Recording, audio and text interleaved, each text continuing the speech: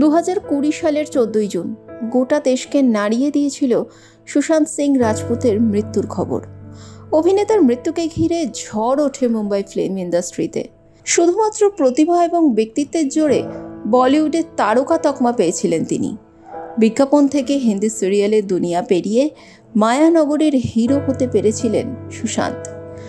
ক্যারিয়ারের গ্রাফ বৃদ্ধির সঙ্গে সঙ্গে সুশান্তের জীবনে এসেছে একাধিক নারী। আরব সাগরের নোনা ঢেউয়ের মতো সুশান্তের জীবনে আছড়ে পড়েছে বহু সম্পর্ক।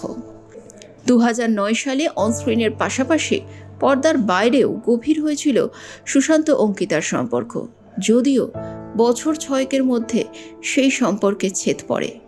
দুজনের কেউই তাদের বিচ্ছেদের কারণ নিয়ে মুখ খোলেননি প্রকাশ্যে। তবে শোনা যায় অঙ্কিতা সুশান্তের সম্পর্কের মধ্যে এসে পড়েছিলেন কৃতি সেনন। সেই সম্পর্ক বেশি দিন স্থায়ী হয়নি। এরপর সুশান্তের নাম জড়িয়ে যায় তার আরেক নায়িকা সারা আলি খানের সঙ্গে। কেদারনাথ ছবিতে তার বিপরীতেই ইন্ডাস্ট্রিতে হাতেখড়ি হয় সাইফ অমৃতা কন্যার, কিন্তু সে সম্পর্ক দানা বাঁধতে পারেনি। ইন্ডাস্ট্রির অন্দরের খবর, দিশার প্রেমেও নাকি মজা ছিল সুশান্তের প্রেমিক মন। গুঞ্জন অনুযায়ী সুশান্তের শেষ পছন্দের সঙ্গিনী ছিলেন রিয়া চক্রবর্তী। রাজপুত পরিবারের ঘনিষ্ঠজনরাও নাকি বলতেন এক বাঙালি তরুণীকে বিয়ে করতে চলেছেন সুশান্ত।